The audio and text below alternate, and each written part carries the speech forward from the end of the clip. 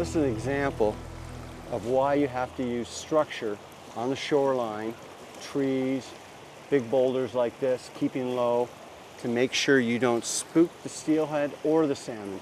It's very, very clear water. These fish have got a little bit of pressure. I can see a bunch of Pacific salmon here that are getting ready to spawn, and right behind them, with my Polaroids, I can see two small rainbows that are waiting for the eggs to come down. They're just gently swimming in the current. But if I had stepped up here, jumped on the rocks and looked down, I would have seen them, and I would have seen them shotgun off. You have to use stealth in order to catch these fish. We're not making huge long casts with a fly rod, unlike center pinners that can do that.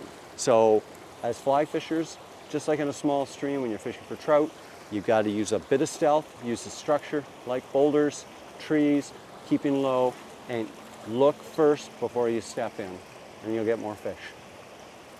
One of the things when you're fishing on pressured water like this, with really clear water, and this happens in a lot of trout streams in the American West, here in Canada, is that when you're using an indicator, and you're using a bright color such as this one, or bright color like this one, you're going to spook the fish.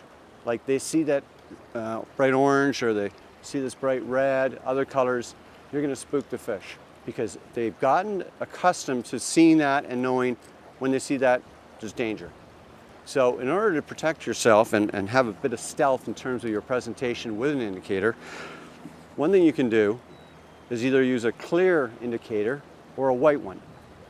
Because when the fish are looking up, they look like a bubble. So you're not going to spook them. If you don't have the luxury of doing that, one of the things I keep in my waders all the time or in my backpack is a Sharpie. And so what you do is you mark the bottom of your indicator.